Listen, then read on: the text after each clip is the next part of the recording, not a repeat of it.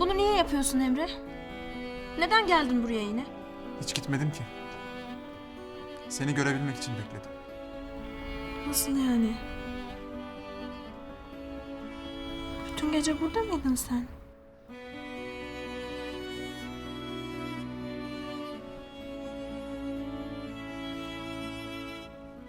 Emre ne olur git artık.